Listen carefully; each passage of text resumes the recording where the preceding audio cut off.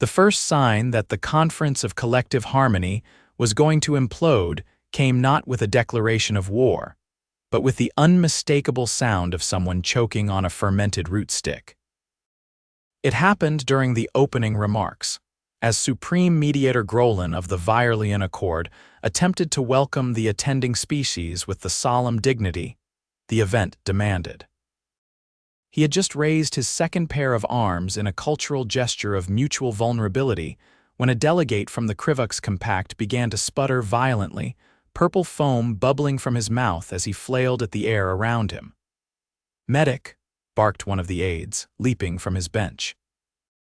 The Krivux delegate Ambassador Vel was hauled away to a side chamber while Grolin froze mid-speech, his arms still raised like a statue caught in a windstorm.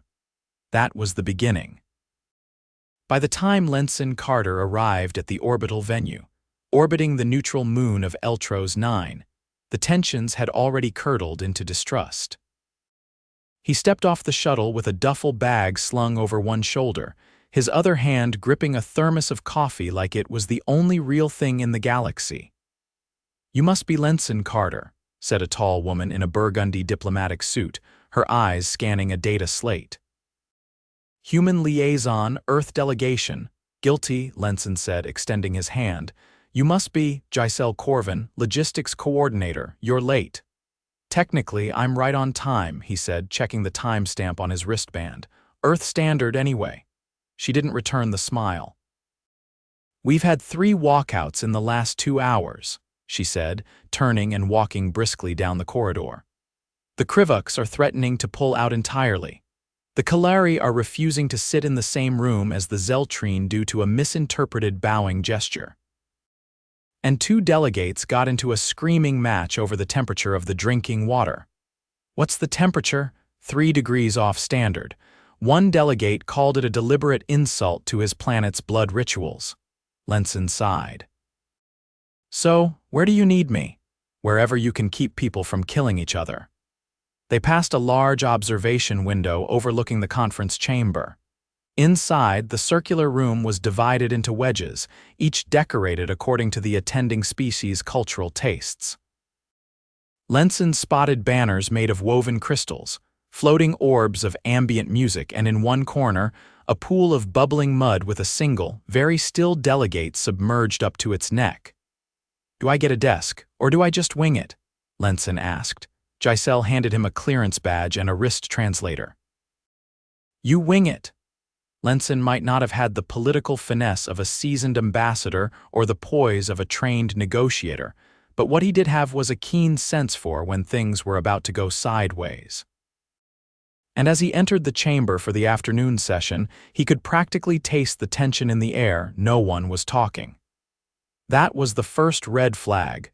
The Zeltrine emissary, a leathery being with translucent skin, was hunched in his seat, arms folded. The Kalari ambassador's feathers were puffed in a clear display of agitation. Even the usually diplomatic Virelians were visibly twitching, their reflective eyes darting around the room. Lenson took a seat in the back, pulled out his thermos, and poured himself a cup of coffee. The scent immediately turned a few heads. "What is that?" asked a Zyrene translator, eyeing the cup. "Coffee," Lenson said. "Want some?" "I cannot ingest earth liquids, but it smells interesting." "Yeah, that's the caffeine," Lenson said, taking a sip. The session began with an attempt to re-establish the agenda. Supreme Mediator Grolin tried once again to deliver his unity speech. This time, he got halfway through before the Zeltrine delegate interrupted him. "You speak of harmony while our people's water rights are ignored," he said, rising from his seat. "The water issue has been addressed," snapped the Kalari ambassador. "Your refusal to accept the compromise is not our problem. You propose we filter our sacred lakes through your industrial systems. That's desecration. I propose efficiency. You're proposing stagnation." Lenson stood from his seat. "Hey," he said, raising his voice just enough to carry across the room. "I know I'm new here, but maybe we should take a break." Grolin looked grateful for the interruption.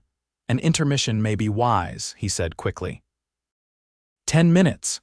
The delegates filed out in clumps, some muttering, others fuming. Lenson walked over to the refreshment table and frowned.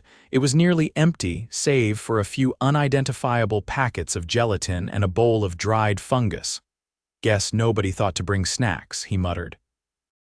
He opened his duffel bag and pulled out a collection of vacuum-sealed pouches, unwrapping one to reveal a row of chocolate-covered pretzels. He tore it open and popped one in his mouth. A moment later, the Krivux delegate, now recovered, wandered over. "What is that?" Vel asked, eyeing the pretzels. "Chocolate, sweet, crunchy, very unhealthy. Want one?" Vel hesitated, then took one between two stubby fingers and sniffed it. After a moment of cautious inspection, he bit into it, his eyes widened. "This is pleasant. Glad you like it." "I've got more." Within minutes, a small crowd had gathered. Lenson handed out trail mix, dried fruit, individually wrapped cookies, jerky, to species that were omnivorous, and little packets of peanut butter. A few delegates were wary, but curiosity won out. The Kalari ambassador tried a granola bar and tilted her head. "It is complex," she said, "sweet but also salty." "Humans like contrast," Lenson said. "It keeps us from getting bored." Grolin approached, watching the scene with a cautious expression. "You have distracted them, that is." "Unexpected." "I call it snack diplomacy, gets people talking." Lenson wasn't wrong. The tension had softened. Delegates were conversing again, comparing flavors and textures. One Zeltrine was attempting to trade a dried apricot for another pretzel. "Perhaps there is value in this," Grolin said, watching as an Arathi and a Virelian shared a packet of peanut brittle.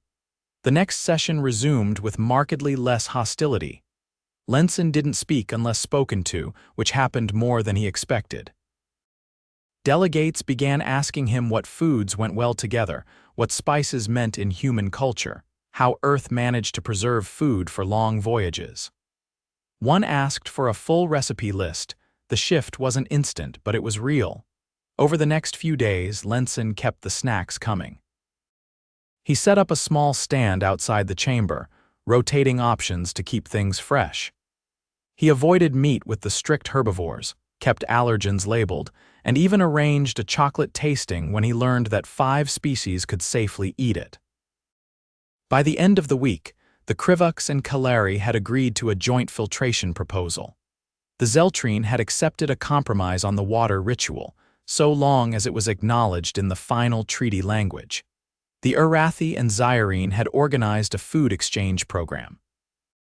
Grolin found Lenson in the observation lounge one evening, staring out at the stars with an empty coffee cup in hand. "You have done what no mediator has achieved in 3 cycles," Grolin said quietly. "I brought snacks," Lenson replied. "You brought common ground." "A small thing, but powerful," Lenson shrugged. "Sometimes people just need to chew on something while they're thinking." Grolin turned to leave, but paused. "We are drafting a cultural annex to the treaty. Would you consider submitting your snack list as an appendix?" Lenson laughed. "Sure. But I'm gonna need a bigger duffel bag next time." The 7th day began with an emergency and the unmistakable smell of overheated insulation. Lenson Carter had just stepped into the main corridor with a box of citrus protein bars when the overhead lights flickered, and a vibration underfoot staggered him sideways. A half-second later, a high-pitched alarm screeched through the hall, followed by a rapid announcement in multiple languages, none of which sounded reassuring.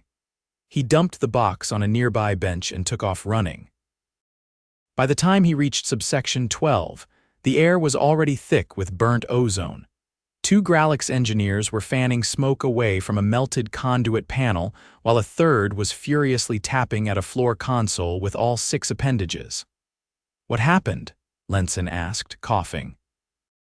"The coolant loop for Habitat Ring C failed. Power relay overloaded. We've got 3 minutes before the environmental stabilizers trip and start shutting down sections. Anyone trapped? 3 delegates in Suite 14C, Krivux, Yandari, and one of yours." Lenson didn't wait for the rest. He sprinted past the engineers, bypassed a security drone that tried to redirect him, and reached the sealed door of 14C. The access panel was dark. He yanked open the emergency crank housing and began turning the manual override. Inside the suite, the air shimmered with heat. A Krivux lay slumped against the far wall, his skin dull and desaturated. The Yandari delegate, a tall, plant-like being, stood rigid in one corner, fronds pressed tightly to its core. Lenson's heart jumped when he saw the third figure. It was Dr. Alina Voss, Earth's cultural biologist.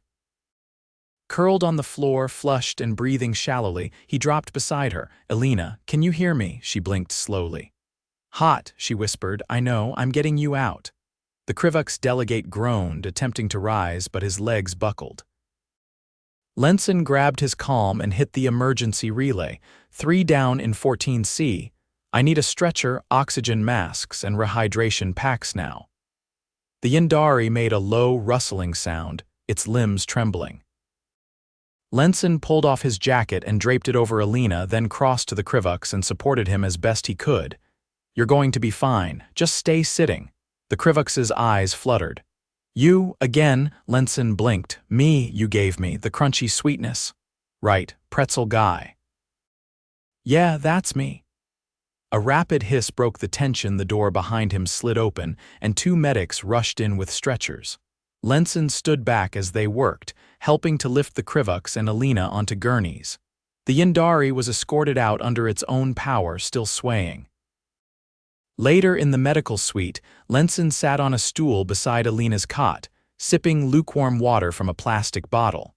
She was hooked up to a hydration Roman 4, her coloring returning now that the temperature was stable. "You shouldn't have gone in there," she murmured. "You do the same for me." "I'd probably measure your vitals first," he smiled faintly. "I skipped that part." Across the room, the Krivux delegate was recovering under a thermal blanket. His aide, a younger Krivux with mottled green bands, stood nearby, watching Lenson with an unreadable expression. "You're lucky the shutdown didn't trip the oxygen recyclers," Alina said, adjusting her pillow. "Yeah, luck." She gave him a look. "What were you doing near that section anyway?" Protein bar delivery. "Of course." A low chime sounded, and the medbay doors opened to admit 3 Virelian officials, followed by Giselle Corvin. She looked like she hadn't slept in 2 days. "We're rerouting the power grid manually," she said without preamble. "The engineers say the system's 2 decades overdue for replacement. Apparently, no one expected this many species to use the hygiene modules simultaneously." Alina raised an eyebrow. "So the conference nearly collapsed because of synchronized showers. Among other things," Giselle turned to Lenson, "you'll be getting a formal commendation, possibly a statue. The Krivux delegation insists you saved their diplomat." "I just opened a door." "You opened the right one." She hesitated, then added, "And the Yandari Council has asked to meet with you privately. They believe your actions demonstrated cross-species bravery." "I'll bring snacks." She didn't laugh, but her mouth twitched as she left. The Virelians followed her out, murmuring in low tones. An hour later, Lenson stood in the Yandari chamber, which smelled faintly of damp moss and citrus. The room was humid and lined with bioluminescent vines. 4 Yandari elders stood in a semicircle, their fronds moving in slow, deliberate motions that translated through the room's atmospheric speakers. "Human Lenson Carter," the lead elder intoned. "You endangered yourself to preserve the well-being of our representative." "I couldn't let them roast in there," Lenson said. "I just did what anyone would." "One of your own was also present, yet you assisted the Krivux first." Lenson hesitated. He couldn't move. Alina could still breathe. "Triage rules." There was a pause as the elders conferred through a soft, rustling chorus. "Your logic aligns with our own, yet your prioritization was not expected." "Well, I wasn't raised to expect much from panicked situations either. You act, fix what you can.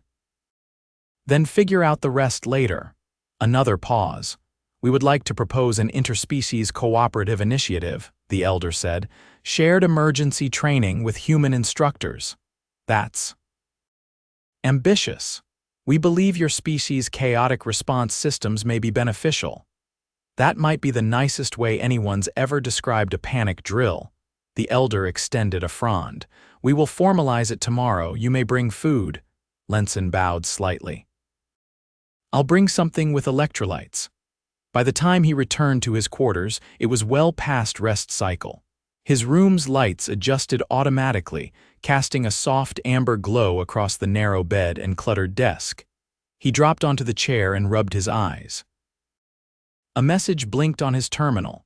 From Giselle Corvin's subject, updated delegate schedule note, Krivux have requested your presence during negotiation sessions. Also, the Kalari ambassador asked if you could acquire more of the sticky nut rectangles. He chuckled. That would be the granola bars. Another message arrived a few seconds later. From Earth Gov Liaison Unit subject, Civilian Impact Report content, your incident report has led to an internal review of emergency preparedness standards. Expect a request for official commentary. He leaned back, staring at the ceiling. A week ago, he'd arrived with a duffel bag full of trail mix and a thermos full of caffeine. Now, he was being cited in interspecies safety protocols. The next morning brought a flurry of changes to the conference layout. The habitat ring was still under repair, so delegates were temporarily relocated to the rotational commons, a wide open area with modular seating and a view of the moon's surface. The sudden proximity forced a level of interaction no one had planned for. Lenson set up a folding table with packets of dried apple slices, peanut clusters, and at the Kalari's request more granola. He added a small sign. Earth snacks, try one, share one. The effect was immediate. Delegates who hadn't spoken directly in days found themselves seated beside one another, passing around unfamiliar food and debating flavor profiles. The Arathi representative, a broad-shouldered being with metallic scales, offered a bite of its own native root paste in exchange for a packet of honey-roasted almonds.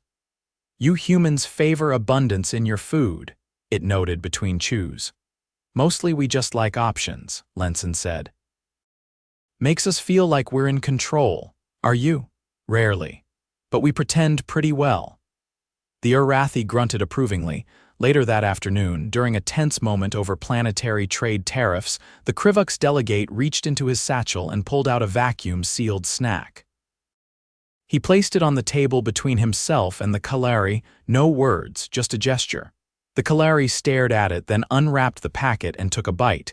The conversation resumed. Less barbed, more focused. Lenson didn't interrupt. He just sat at the edge of the room watching. The real work was happening now, and all it took was opening the right doors, sometimes literally, sometimes with a packet of almonds. Either way, he was ready for the next emergency. He reached for his thermos, sipped the now cold coffee, and made a mental note. Next time, bring a kettle. By the 12th day, the conference halls no longer echoed with angry accusations or the awkward silence of grudging diplomacy. Instead, something far stranger had settled in a kind of fragile camaraderie, like the aftermath of a storm where everyone's too tired to argue and just grateful the roof's still intact. Lenson Carter sat cross-legged on the floor of the repurposed meditation chamber, a space that now doubled as the unofficial neutral zone. Around him sprawled a dozen delegates of various shapes and oxygen requirements, half of them chewing thoughtfully on snacks they'd never heard of 2 weeks ago.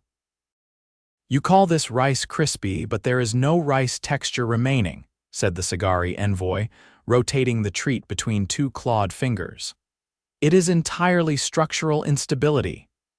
That's part of the appeal, Lenson said, tossing another one to a delegate across the room. It shatters in your mouth, like edible insulation foam, but in a good way. The Sagari turned the treat over again. It should not work, it defies structural logic. Welcome to Earth cuisine, Lenson said. We've been defying logic for centuries.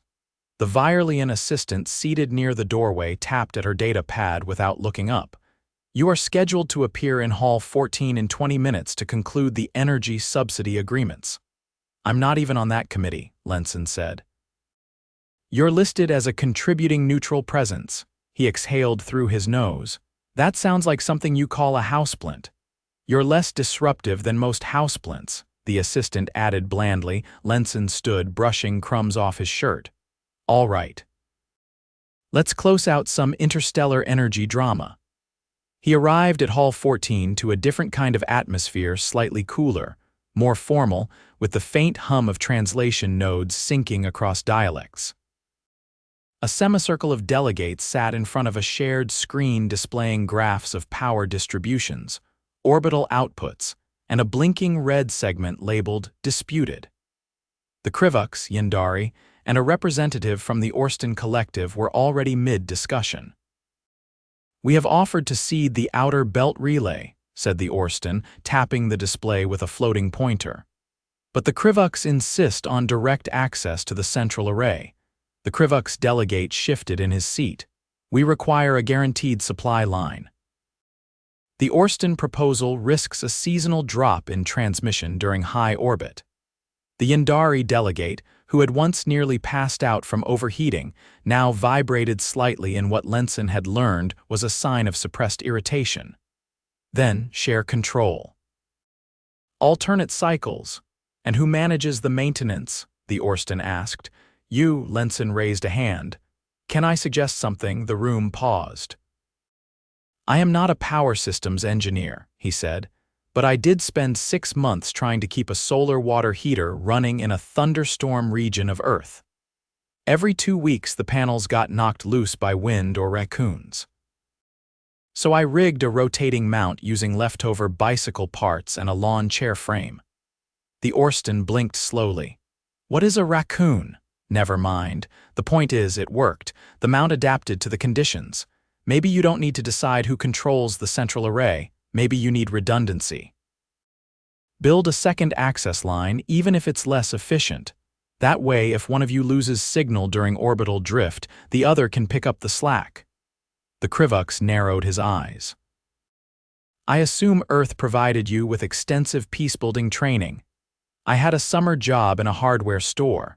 The Yandari's fronds opened slightly. "Your solution is functional, wasteful but functional." "Welcome to the human condition," Lenson said, sitting back. By dusk, the agreement was signed. The Orston would fund the construction of a parallel uplink. The Krivux would relinquish claims to the central array but retain full emergency override rights under orbital instability. The Yandari would oversee compliance, citing their species' cultural reverence for balance. Giselle met him outside the chamber, arms folded. "You're aware you just restructured an entire quadrant's energy treaty using a metaphor about lawn chairs. I could have gone with patio furniture, but it didn't have the same punch." She handed him a small envelope. "You're being awarded a civilian commendation by the Accord Council." He opened it. Inside was a card embossed with the Virelian seal and a voucher for a week's stay at a neutral spa station. He stared at it. "Are they trying to bribe me into relaxing? Take the win, Carter. Do they have decent food there? I have no idea, but I imagine you'll bring your own." The next morning, the final ceremony loomed. Delegates filed into the main chamber, now fully operational again, and took their places beneath the banners of their respective systems. The massive central display shimmered to life, showing a rotating symbol that combined elements from each culture: a stylized spiral, a sunburst, a segmented branch, and a crystalline node. Lenson stood near the back, not part of the official procession, but acknowledged nonetheless. He clutched a small case at his side. When the time came for the ceremonial gesture of unity, each delegate stepped forward and placed an object of symbolic value onto a shared plinth. A carved stone, a glowing orb, a folded strip of ceremonial bark. When they finished, Supreme Mediator Grolan turned toward Lenson. "You may approach." He hesitated, then walked to the front, opened the case and removed a flattened silver pouch. "This is a vacuum-sealed sandwich," he said. "Peanut butter and banana, no crusts. My mom gave me one of these the day I left Earth, said I'd need it eventually." He placed it gently atop the pile. Sometimes, all you need is something familiar to hold onto when everything else is strange. The chamber was silent for a beat. Then the Sagari envoy clicked once in approval. The jelly would have been excessive, it said. The room exhaled. Later that evening, the delegates gathered in the Commons for the closing reception. No speeches, no press, just music, some of it human, some of it alien, and shared food, both strange and increasingly familiar. Lenson found himself standing near the observation window, nursing a fizzy purple drink handed to him by a Kalari who insisted it would brighten his internal aura. Alina appeared beside him, now back on her feet and cleared for travel. "You hear they're naming a diplomatic clause after you?" she asked. "Please tell me it's not the Carter snack doctrine." "Worse, the Carter contingency for cross-cultural caloric convergence," he groaned. "That sounds like a digestive disorder. They're trying to honor you." "Be gracious. I was just trying to keep people from passing out." She sipped her drink. "You kept them from giving up." Outside the window, the stars shifted as the station slowly rotated. Beyond them, the moon of Eltros 9 hung quiet and unbothered. The Krivux delegate approached, now walking steadily. "I have one final request," he said. Lenson turned. "Name it. Would you teach my aides how to make the golden squares with syrup and sponge, waffles?" "Yes, we believe they may be useful for morale." Lenson smiled. "I'll send you the recipe, but you'll need a griddle." "We will replicate the griddle." As the Krivux walked away, Alina bumped her shoulder lightly against his. "You know, you might have actually done something historic." "I'll settle for useful." She raised her drink. "To useful," he clinked his against hers, "and to waffles." And that was it. Treaties signed, tempers cooled, snacks shared, no one blown out of an airlock. Not a bad outcome for a guy with a duffel bag full of nuts, sugar, and habitually low expectations.